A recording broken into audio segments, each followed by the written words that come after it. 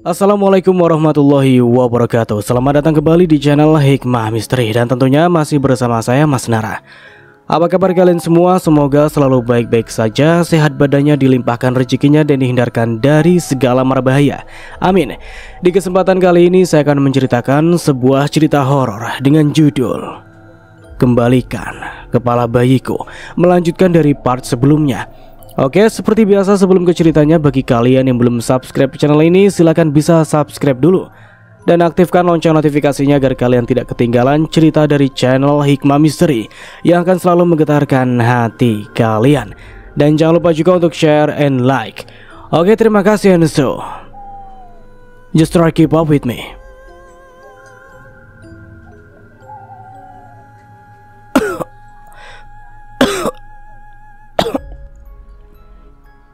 Akibat tubuhnya terpental kuat membuat Joko terbatuk-batuk, memuntahkan cairan berwarna merah dari mulutnya. "Kau harus mati, Joko," ucap sosok Harumbi tajam melihat ke arah Joko, lalu merangkak merayap mendekati Joko secara perlahan-lahan. "Pergi kau setan sialan, pergi," ucap Joko meringis kesakitan, lalu kembali berusaha bangkit meski kini tubuhnya terasa remuk. Joko kembali berjalan tertati-tati dengan langkah terseok-seok. Darah segar akibat benturan batu besar masih saja mengalir dari kepalanya. Sedangkan sosok Harumbi terus saja tersenyum menyeringai dan mulai semakin mendekat ke arah Joko. Sayang bagi Joko, semakin ia pergi menjauh, justru membuatnya kembali lagi ke tempat yang sama. "Bangsat kau, Harumbi!" ucap Joko berteriak emosi setelah sadar jika kembali lagi ke tempat yang sama, tempat ia dan teman-temannya menghabisi Harumbi pada saat itu. "Kini giliranmu," ucap sosok Harumbi tertawa melengking dengan suara penuh penekanan. Melihat sosok Harumbi berada tepat di belakangnya, membuat tubuh Joko kembali menggigil ketakutan dengan nafas yang semakin memburu. Keringat dingin sebesar biji jagung kini mengalir bercampur dengan cairan berwarna merah. Ingatan akan potongan kepala Wawan kembali berputar di kepalanya, membuat tubuh Joko gemetar. Joko berharap ini hanyalah sebuah mimpi buruk, dan saat ini ia masih terbaring tertidur pulas di atas tempat tidurnya.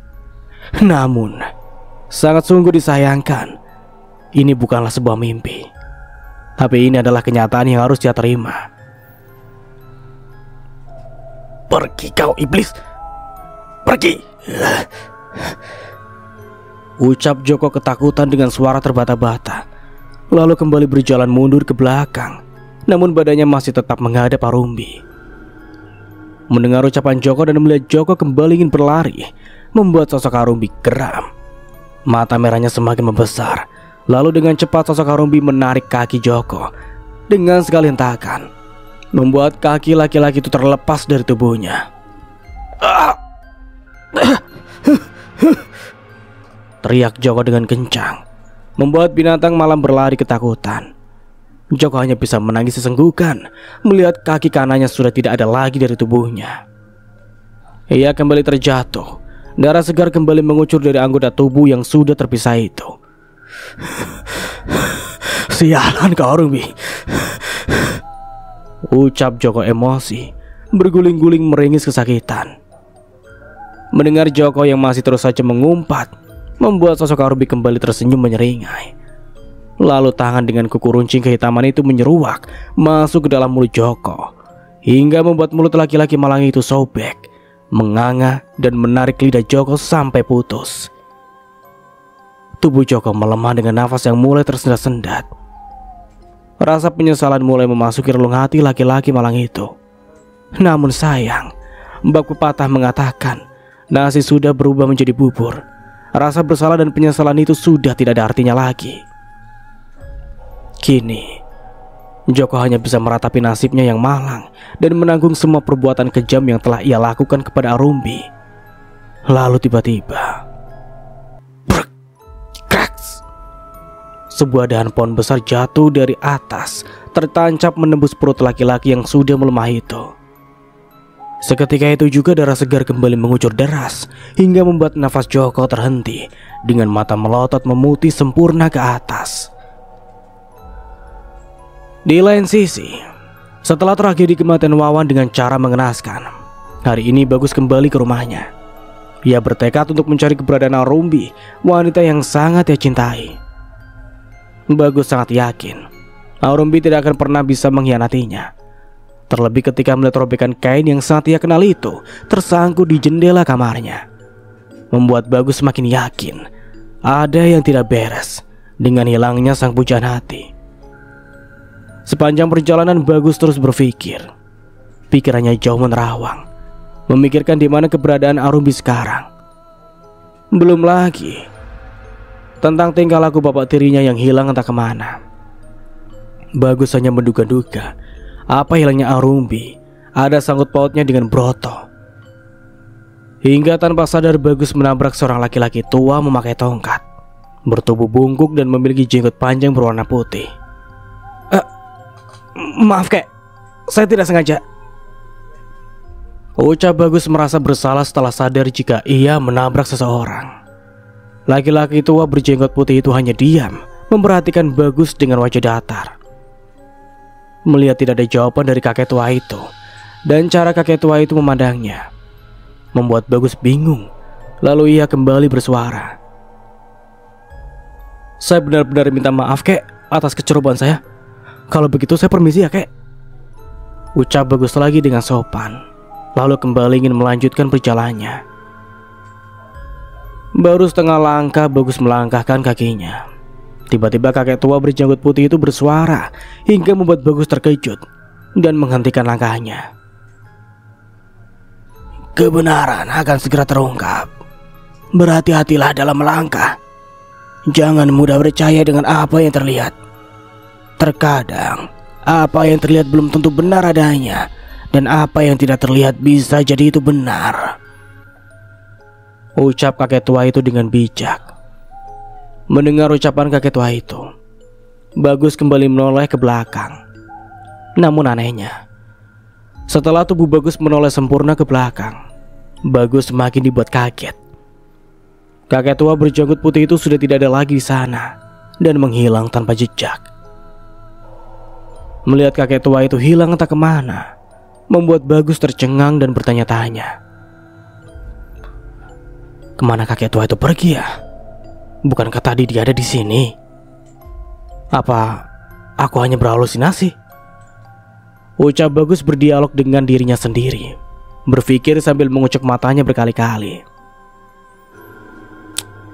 Jika aku hanya berhalusinasi, tapi kenapa terasa sangat jelas tubuhku menabrak kakek tua tadi, dan dengan jelas sekali aku mendengar suaranya.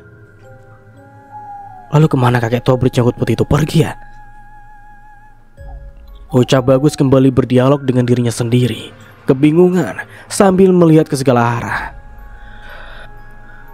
Sudahlah, mungkin ini hanya halusinasiku saja, ucap Bagus lagi setelah memastikan tidak ada siapapun di sana kecuali dirinya sendiri. Lalu kembali melangkahkan kakinya. Dalam perjalanan menuju rumahnya tidak jarang Bagus sering berpapasan dengan penduduk yang masih tinggal di desa itu. Tidak hanya itu, tanpa sengaja indera pendengaran Bagus menangkap sebuah percakapan penduduk desa yang sedang bergosip tentang teror-teror menyeramkan yang mereka terima dari sosok wanita hamil dengan wujud yang sangat menyeramkan, yang setiap kali muncul selalu merintih kesakitan dan selalu meminta untuk mengembalikan kepala bayinya. Mendengar percakapan penduduk di desa itu membuat Bagus begitu terkejut. Bagus tidak menyangka jika selama beberapa bulan ia pergi merantau, ada banyak sekali kejadian buruk yang terjadi di desa ini. Desa yang selalu dikenal banyak orang dengan keindahan alamnya yang masih sangat asri, kini berubah menjadi desa yang sangat menyeramkan. Terlebih ketika malam hari, suasana berubah mencekam. Desa ini menjadi sangat sunyi, seperti desa mati yang tidak ada penghuninya sama sekali, yang membuat siapapun enggan untuk datang ke desa ini. Jangankan untuk datang, penduduk yang tinggal di desa ini saja banyak yang memilih pergi, meninggalkan desa dan memilih tinggal di tempat lain. Mereka takut dengan teror-teror menyeramkan yang terjadi di desa ini. Penduduk desa yang masih tidak menyadari akan kehadiran Bagus di tempat itu terus saja bergosip. Bagus sengaja menghentikan langkahnya agar bisa mengetahui informasi tentang apa yang terjadi di desa ini selama ia pergi merantau. Bagus terus saja mendengarkan dan mempertajam indera pendengarannya. Lalu tiba-tiba ada salah satu penduduk desa yang mengatakan sesuatu yang mampu membuat Bagus terkejut dengan dada yang bergemuruh. Apa kalian tidak pernah berpikir kalau teror-teror menyeramkan yang kita terima ada sangkut pautnya dengan hilangnya Arumbi? Terlebih lagi Arumbi menghilang pada saat ia sedang hamil besar loh, ucap salah satu penduduk desa itu. Masuk akal. Aku juga sempat berpikir seperti itu. Apalagi sebelum mendapat kabar akan hilangnya Arumbi, malamnya kita semua mulai mendapatkan teror, saut salah satu penduduk desa itu lagi. Apa jangan-jangan Arumbi sudah mati? Hah? Lalu arwahnya bergentayangan dan meneror kita semua, ucap salah satu penduduk desa itu lagi. Mendengar hal itu, semua penduduk desa yang bergosip itu sejenak terdiam, terhanyut akan pikiran mereka masing-masing. Bukan hanya penduduk desa itu saja, pikiran Bagus pun ikut terhanyut akan ucapan penduduk desa itu. Terlebih lagi apa yang mereka katakan terdengar masuk di akal, membuat dada Bagus bergemuruh dengan hebat. Dadanya terasa sesak, matanya terasa memanas. Kini air mata kembali mulai menggenangi pelupuk mata laki-laki muda itu. Tidak, ini tidak mungkin. Arumbiku dan calon buah hatiku masih hidup. Arumbi tidak akan mungkin pergi meninggalkanku, ucap Bagus dalam hati sambil menggeleng-gelengkan kepalanya dengan air mata yang terus menggenangi pelupuk matanya. Pertanda ia tidak setuju dengan apa yang penduduk desa itu katakan. Tidak tahan dengan apa yang penduduk desa itu katakan tentang wanita yang sangat ia cintai, Bagus memilih bergegas pergi berlalu, meninggalkan penduduk desa yang masih bergosip itu dengan dada yang masih bergemuruh. Sepanjang perjalanan Bagus terus saja berdialog dengan dirinya sendiri, berusaha berpikir positif, meyakinkan bahwa apa yang dikatakan penduduk desa itu salah. Ini tidak mungkin. Arumbiku pasti masih hidup. Dia pasti masih hidup, ucap Bagus terus berusaha meyakinkan dirinya, berharap apa yang dikatakan penduduk desa itu salah. Namun di sisi lain, rasa takut akan benarnya ucapan penduduk desa tadi benar-benar berhasil membuat Bagus tidak tenang. Bayangan akan wajah sang pujaan hati dengan senyum manis yang selalu menghiasi wajah cantiknya membuat Bagus semakin takut akan kehilangan wanita yang sangat dia cintai. Jangankan untuk kehilangan, membayangkannya saja Bagus tidak sanggup. Arumbi, kau ini pergi kemana sayang? Mas harus mencarimu kemana lagi, dek? Ucap Bagus frustasi sambil tetap melangkahkan kakinya. Bapak, iya, cuma Bapak yang bisa menjawab semua masalah yang terjadi selama aku pergi. Aku harus segera pulang. Mungkin Bapak sudah pulang ke rumah, ucap Bagus lagi berjalan cepat menuju rumah. Setelah beberapa saat, kini tibalah Bagus di rumah yang selama ini menjadi saksi cintanya bersama Arumbi. Setibanya Bagus di teras rumah itu, ia kembali teringat akan kenangan indah bersama sang pujaan hati. Biasanya setiap kali ia pulang, Arumbi selalu menunggunya di depan teras rumah dan menyambutnya dengan senyum manis yang tidak pernah pudar dari wajah cantiknya. Mengingat kenangan indah yang membahagiakan itu, membuat sudut bibir Bagus terangkat ke atas. Bagus kembali tersenyum dengan air mata yang mulai mengalir dari sudut mata elangnya. Air mata yang terus saja ia tahan kini luruh begitu saja ketika mengingat kembali sosok wanita yang sangat ia cintai.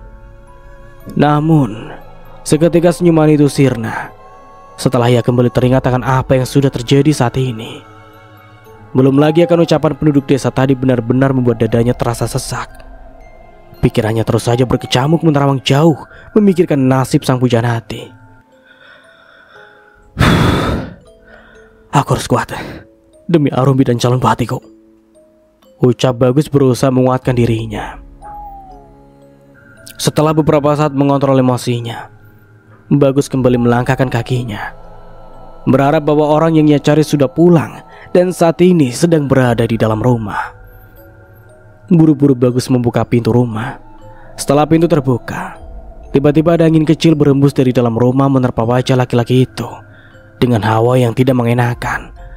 Sejenak berhasil membuat Bagus terdiam mematung di depan pintu. Ia hanya merasa heran, dari mana angin kecil dengan hawa yang tidak mengenakan itu berasal, sedangkan semua pintu dan jendela rumahnya tertutup dengan rapat. Setelah terdiam beberapa saat, Bagus langsung melangkahkan kakinya masuk ke dalam rumah, mencari sosok yang ia cari.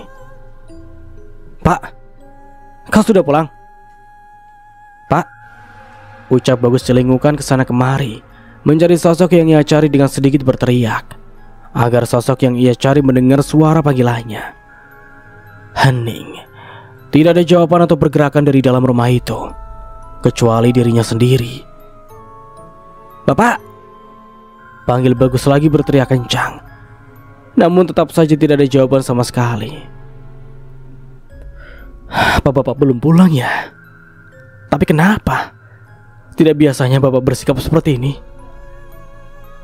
Atau jangan-jangan tidak, Bapak tidak mungkin melakukan itu," ucap Bagus berdialog dengan dirinya sendiri sambil menggeleng-gelengkan kepalanya, membuang jauh-jauh pikiran buruk yang baru saja terlintas di pikirannya.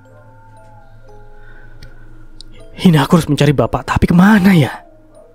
ucap Bagus kembali berdialog dengan sendirinya, lalu terdiam sejenak untuk berpikir. Setelah beberapa saat berpikir, akhirnya Bagus kembali melangkahkan kakinya pergi meninggalkan rumahnya. Bagus mulai mencari Broto, bapak tiri yang ia anggap seperti bapak kandungnya itu. Mencari kesana kemari, bertanya kepada teman dekat Broto yang Bagus ketahui, sekaligus bertanya kepada semua penduduk desa yang Bagus temui. Namun sayangnya, usaha Bagus tidak membuahkan hasil. Tidak ada satupun penduduk desa yang mengetahui di mana keberadaan Broto sekarang. Yang mereka tahu, semenjak Bagus pulang, mereka tidak pernah lagi melihat Broto di desa itu. Entah kemana Broto pergi, tapi satu hal yang pasti, hilangnya Broto menjadi tanda tanya besar bagi penduduk desa, terutama Bagus. Lelah mencari hingga tidak terasa waktu menjelang maghrib pun segera tiba. Laki-laki bernama Bagus itu pun memilih untuk bergegas pulang ke rumah. Sepanjang perjalanan Bagus begitu dibuat heran dengan tingkah laku penduduk desa. Tidak biasanya di jam seperti ini semua pintu rumah tertutup dengan rapat dan tidak ada satupun penduduk desa yang berada di luar rumah. Biasanya di jam seperti ini masih banyak penduduk desa yang beraktivitas di luar rumah dan pintu rumah mereka masih ada yang terbuka. Tapi ini benar-benar membuat Bagus tidak habis pikir, kenapa desa yang dulunya ramai dengan aktivitas semua penduduknya, kini dalam waktu beberapa bulan Bagus pergi merantau, banyak sekali perubahan yang terjadi di desa ini. Sepanjang perjalanan Bagus terus saja berpikir, apa karena saking takutnya penduduk desa dengan teror-teror menyeramkan yang ada di desa ini, sehingga membuat mereka semua bersikap aneh seperti ini. Itulah yang kini ada di dalam pikiran Bagus. Hilangnya Rombi sang pujaan hati secara misterius, kepergian Broto secara tiba-tiba, serta teror-teror menyeramkan yang penduduk desa sangkut pautkan dengan hilangnya Arumbi, menimbulkan tanda tanya besar bagi Agus. Terutama kehilangan Arumbi benar-benar membuat Bagus hampir frustasi. Setibanya di rumah Bagus, ia langsung melenggangkan kakinya menuju kamar yang menjadi saksi cintanya bersama sang pujaan hati. Di dalam kamar Bagus langsung merebahkan tubuhnya. Perut yang sedari tadi berbunyi meminta untuk diisi tidak lagi Bagus hiraukan. Bagus hanya ingin berbaring, melihat langit-langit kamar dengan air mata yang mulai berembun, mengingat kembali kenangan indahnya bersama Arumbi. Wajah cantiknya, senyuman manis dari bibir pink mungilnya, suara canda tawanya dan tingkah laku manjanya membuat Bagus semakin terisak. Air mata yang ia tahan akhirnya tumpah ruah begitu saja. Bagus tidak pernah menyangka dan tidak pernah berpikir jika di hari saat ia pamit pergi merantau mencari biaya persalinan untuk calon buah hatinya, ternyata itu menjadi hari terakhir ia melihat dan bertemu dengan sang pujaan hati.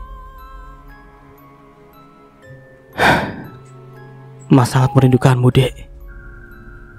Pulang sayang, pulang, ucap Bagus pelan dengan linangan air mata. yang terus menganak di pelupuk matanya. "Kau ini di mana, Dek? Pulang sayang, pulanglah," ucap Bagus lagi dengan suara yang mulai bergetar, diiringi bulir-bulir air mata yang mulai mengalir dari sudut mata elangnya. "Rumbi, pulang sayang. Mas sangat merindukanmu, Dek. Pulang," ucap Bagus lagi terisak, dengan tubuh bergetar hebat, lalu memejamkan kedua matanya. Tidak lama setelah Bagus berucap seperti itu, krek, terdengar suara pintu rumah terbuka secara perlahan. Mendengar suara pintu rumah terbuka membuat Bagus terkejut dengan kedua mata elangnya terbuka sempurna. Bagus yang tadinya berbaring kini langsung bangkit dari pembaringannya. Sejenak Bagus terdiam mematung terhanyut dalam pikirannya. Apakah aku hanya halusinasi ya? Bukankah sebelum masuk ke dalam kamar aku sudah mengunci pintunya terlebih dahulu? Ucap Bagus di dalam hati sambil kembali mengingat kejadian sebelum ia masuk ke dalam kamar. Bagus yang tadinya masih terdiam dan masih terhanyut dalam pikirannya, tiba-tiba bush, entah dari mana asalnya datang sebuah angin dingin beraroma khas wangi melati, berhembus menyentuh pori-pori kulit dan menerpa wajah Bagus, diiringi suara lembut seorang wanita yang sangat Bagus kenal. "Aku pulang, Mas," ucap sosok wanita itu seperti berbisik, namun terdengar sangat jelas di telinga Bagus, dengan aroma melati yang kini terus menyeruak memenuhi kamar itu. Bagus yang saat ini merindukan sosok wanita yang selama ini selalu menjadi ratu di dalam hatinya. Begitu merasa bahagia ketika mendengar suara lembut wanita yang sangat ia kenal. Suara yang terdengar seperti lantunan melodi yang menghiasi hari-harinya dengan kebahagiaan selama bertahun-tahun. "Rumbi, kaukah itu, Dek?" ucap Bagus terharu dengan linangan air mata yang masih mengalir dari sudut mata. Lalu bangkit dari duduknya berjalan keluar dari kamar, mencari-cari dari mana suara itu berasal. "Mas, aku di sini," ucap sosok wanita itu dengan suara mendayu-dayu. Suara yang terdengar seperti berasal dari ruang tamu membuat Bagus melangkahkan kakinya menuju ke arah sumber suara itu. Namun anehnya, sosok yang cari tidak ada di sana. "Rumbi, kamu di mana sayang?" panggil Bagus lagi setelah melihat sosok yang ia cari tidak ada di ruang tamu. "Aku di sini, Mas," ucap sosok wanita itu lagi. Kali ini suara itu terdengar seperti berasal dari dapur. Tap tap tap tap. Terdengar jelas suara langkah kaki Bagus berjalan menuju dapur. Sayang, sungguh sayang. Lagi dan lagi sosok yang ia cari tidak ada di sana. "Rumbi, kau di mana, Dek?" panggil Bagus lagi semangat dengan kedua mata langnya mengedar ke segala arah, mencari sosok yang sangat ia rindukan itu. "Aku di sini, Mas," ucap sosok wanita itu lagi. Suara yang terdengar seperti berpindah-pindah tempat itu membuat Bagus kebingungan, tapi tidak membuat Bagus kehilangan semangat untuk mencari wanita yang sangat ia cintai. Bagus terus saja berjalan ke sana kemari, mencari dari mana suara sosok itu berasal. Aroma khas wangi melati bukan hanya menyeruak memenuhi kamar, namun kini mulai memenuhi seluruh ruangan di dalam rumah itu. "Yang, kau di mana? Mas sangat rindu. Jangan membuat Mas kebingungan seperti ini," panggil Bagus lagi dengan suara yang mulai bergetar.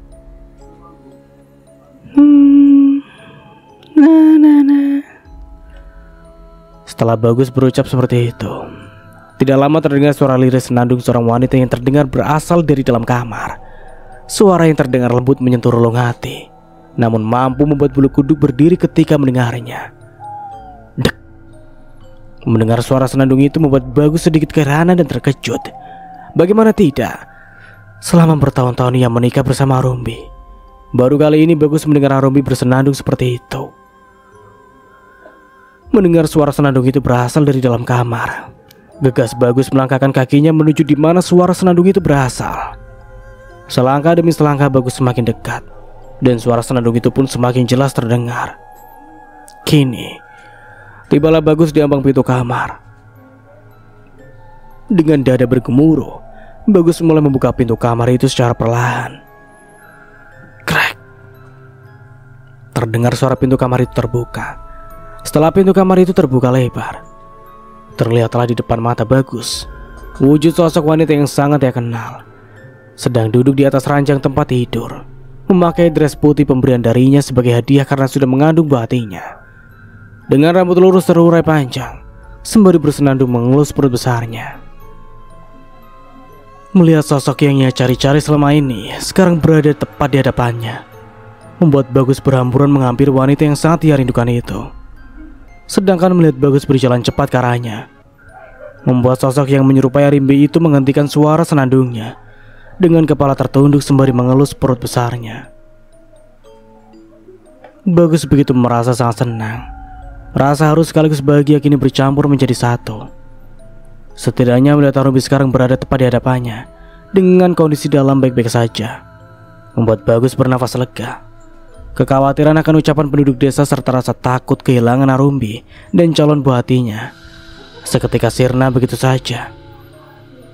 Bagus yang saat ini sudah berada dekat di hadapan Arimbi langsung memeluk tubuh Arimbi dengan sangat erat, sekaligus mencium pucuk kepala wanita yang sangat ia cintai itu berkali-kali dengan linangan air mata. Mas sangat merindukanmu, Dek. Kau dari mana saja, sayang?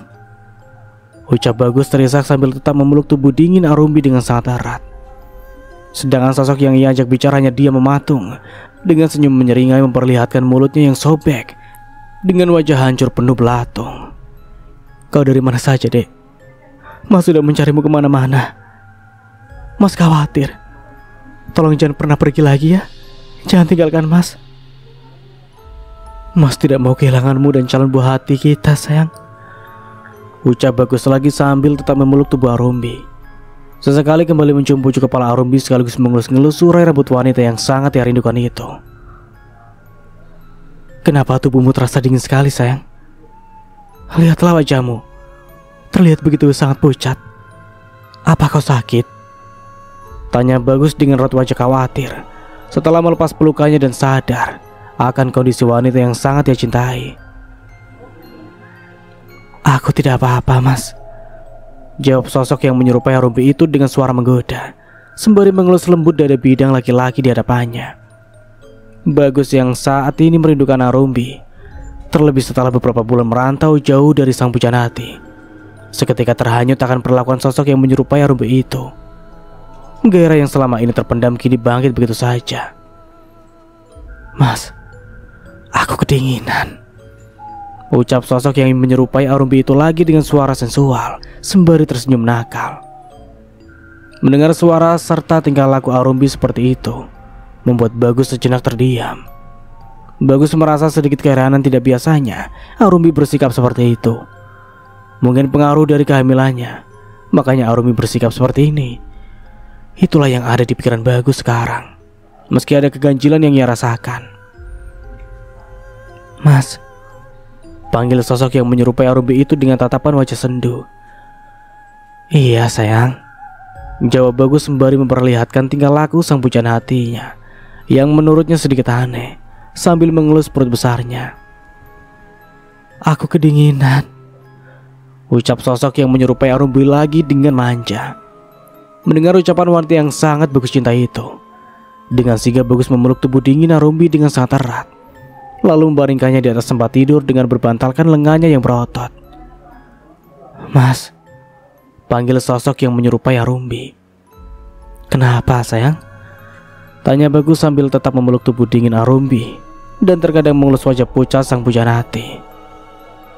Aku sangat mencintaimu, Mas, ucap sosok yang menyerupai Arimbi lagi dengan sensual dengan nafas yang mulai memburu. Mas juga sangat mencintaimu, Dek. Berjanjilah untuk tidak akan pernah meninggalkan Mas lagi ya, jawab Bagus tulus selalu mencium kening wanita di hadapannya dengan dalam. Mas, panggil sosok yang menyerupai Arimbi dengan suara seperti menasa sesuatu. Iya, sayang, jawab Bagus dengan lembut sambil tetap sesekali mengelus wajah sang istri. Aku menginginkannya, Mas, ucap sosok yang menyerupai Arimbi dengan suara menggoda sembari mengelus wajah laki-laki di hadapannya. "Kau menginginkannya, sayang?" tanya Bagus memastikan. Iya mas," jawab Arumbi lagi menggoda sedikit mendesak, dengan tangan yang terus saja menyelusuri tubuh berotot laki-laki di hadapannya. Setelah mendengar permintaan sekaligus perlakuan menggoda dari sang pujaan hati, membuat gairah kelakian Bagus yang selama ini tertahankan mulai bangkit. Dengan mudah Bagus terhanyut begitu saja akan rayuan dari sosok wanita yang menyerupai Arumbi itu. Bagus hanya tersenyum manis menatap wajah cantik sang istri, meskipun terlihat begitu pucat, namun tidak mengurangi kecantikan wanita yang dikenal sebagai kembang desa itu. Dengan tatapan dalam, Bagus mulai mendekatkan wajahnya yang secara pelan-lahan, sembari menatap bibir mungil sang istri. Lalu tiba-tiba, hal yang tidak terduga pun terjadi. Brak! Wush! Terdengar sangat kencang suara pintu maupun seluruh jendela rumah itu terbuka secara bersamaan, disertai angin kencang berembus masuk ke dalam rumah, membuat barang-barang di dalam rumah itu jatuh berantakan, serta pintu maupun jendela terus saja bergerak-gerak. Mendengar suara gaduh disertai angin kencang membuat Bagus terlonjak kaget, lalu bangkit dari perbaringannya, menghentikan aktivitas yang baru saja ia ingin mulai. Aroma khas wangi melati yang sedari tadi menyeruak memenuhi seluruh ruangan seketika hilang, berganti dengan aroma anyir darah bercampur dengan aroma busuk bangkai, membuat siapapun merasa mual ketika mencium aroma yang sungguh tidak mengenakan indera penciuman itu. Melihat keadaan sosok Arumbi yang asli dengan wujud yang sangat menyeramkan, menatap tajam ke arahnya dengan tatapan mata merah menyala penuh amarah, membuat sosok wanita yang dari tadi menyerupai Arumbi perlahan-lahan kembali ke wujud aslinya. Sosok wanita bergaun putih lusut dengan rambut terurai panjang melewati mata kakinya, serta mulutnya yang sobek dengan seluruh wajahnya dipenuhi belatung. Seketika pergi ketakutan menghilang begitu saja entah kemana. Melihat sosok yang menyerupai dirinya pergi menghilang, suara gaduh akibat angin kencang yang diciptakan Arumbi mulai berhenti secara perlahan. Pelan tapi pasti. Sosok Arumbi dengan wujud yang sangat menyeramkan itu berubah menjadi wanita cantik berjalan mendekati Bagus, lalu memeluk erat tubuh Bagus dari belakang dengan linangan air mata diiringi isak tangis pelan. Bagus yang dari tadi menutup wajahnya dengan lengan tangannya seketika terkejut, merasakan ada seseorang memeluknya dengan hangat dari belakang, lalu menurunkan lengan tangannya dan melihat ke arah seseorang yang memeluknya dengan erat. Mengetahui siapa yang memeluknya, Bagus langsung membalas pelukan wanita di hadapannya tidak kalah erat. Rasa harus sekaligus rindu yang selama ini terus saja bergejolak seketika sirna begitu saja. Bagus begitu merasa nyaman, hingga tidak terasa rasa kantuk kini mulai menguasai dirinya. Pelan tapi pasti, mata elang laki-laki itu mulai tertutup rapat, terlelap dalam pelukan Arumbi, wanita yang sangat dia cintai. Melihat Bagus sudah terlelap dalam tidurnya, sosok Arumbi dengan wujud wanita cantik itu lalu bangkit dari perbaringannya. Ia kembali berubah menjadi sosok yang sangat menyeramkan dengan tatapan tajam penuh amarah. "Kalian sungguh sangat keterlaluan.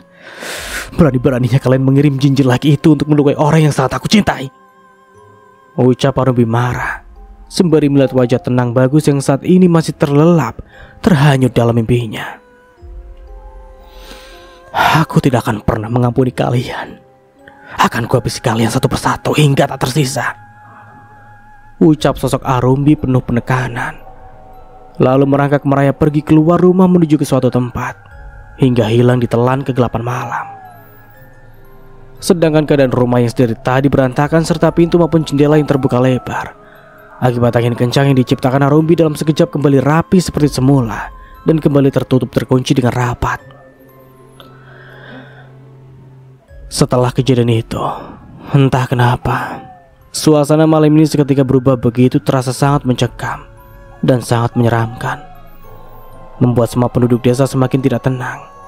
Was-was dihantui rasa ketakutan. Hawa yang tidak biasa dengan angin berembus menembus pori-pori kulit, seakan-akan menusuk ke dalam persendian tulang, membuat bulu kuduk siapapun berdiri dengan suasana malam yang tidak biasa ini. Terasa begitu sangat berbeda dengan malam-malam seperti biasanya. Lolongan anjing dan serigala serta binatang malam lainnya seakan bersaut-sautan, membuat malam ini terasa begitu sangat menakutkan.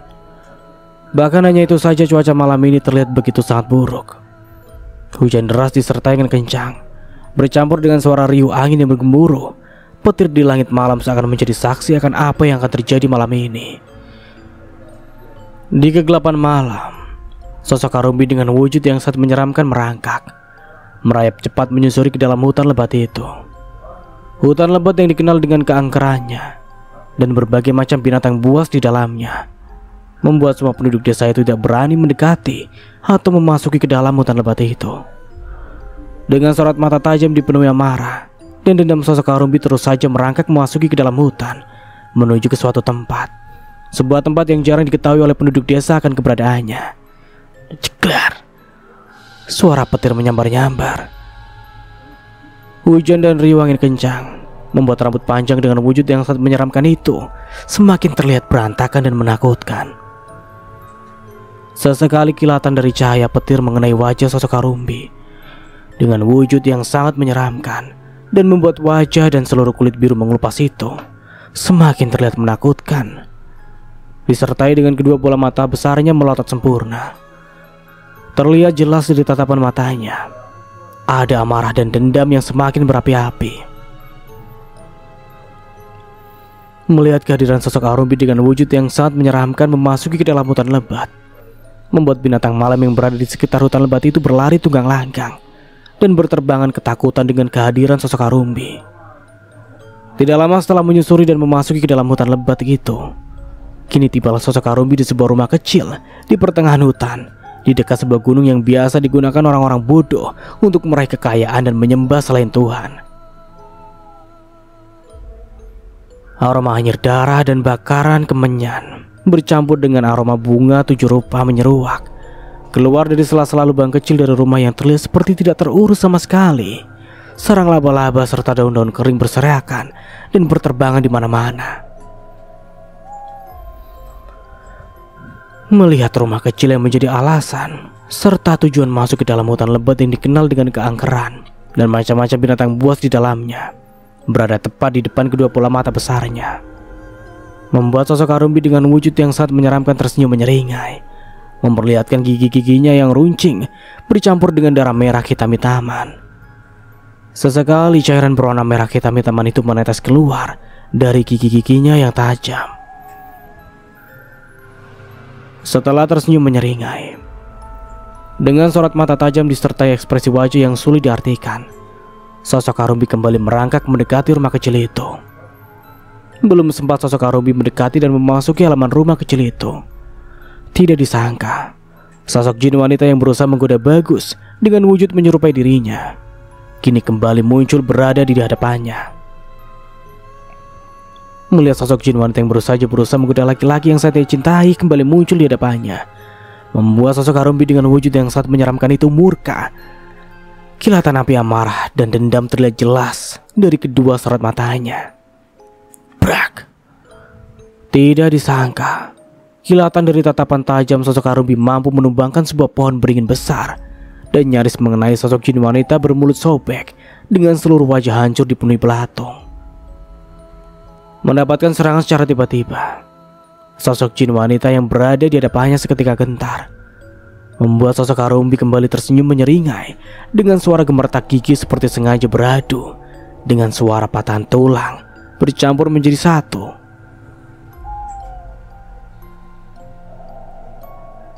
Jangan menghalangi jalanku jika kau tidak ingin mati untuk kedua kalinya, ucap sosok Karumbi memperingatkan dengan sorot mata tajam penuh penekanan di setiap kalimatnya. Mendengar ucapan Karumbi, sosok jin wanita itu seketika diam tak berkutik, menyadari jika Karumbi bukanlah sosok jin korin biasa. Kau bukanlah tandinganku, nyala dari hadapanku sekarang, ucap sosok Karumbi kembali memperingatkan dengan kilatan amarah di kedua bola mata besarnya. Setelah mendengar ucapan Karumbi untuk kedua kalinya, Sosok jin wanita yang berusaha menghalangi jalannya seketika menghilang. Ia menghilang begitu saja meninggalkan tuannya. Melihat sosok jin wanita itu menghilang ketakutan, sosok Arumbi dengan wujud yang sangat menyeramkan itu tertawa melengking. Seakan suara tawa itu bergema di dalam hutan lebat itu, membuat semua binatang malam berlari ketakutan. Dan sampai di sini dulu ceritanya. Nantikan kelanjutan ceritanya di part berikutnya. Dari saya mohon maaf bila ada salah kata atau dalam penyampaian cerita. Akhir kata, wassalamualaikum warahmatullahi wabarakatuh. Sampai jumpa di video berikutnya. Bye bye.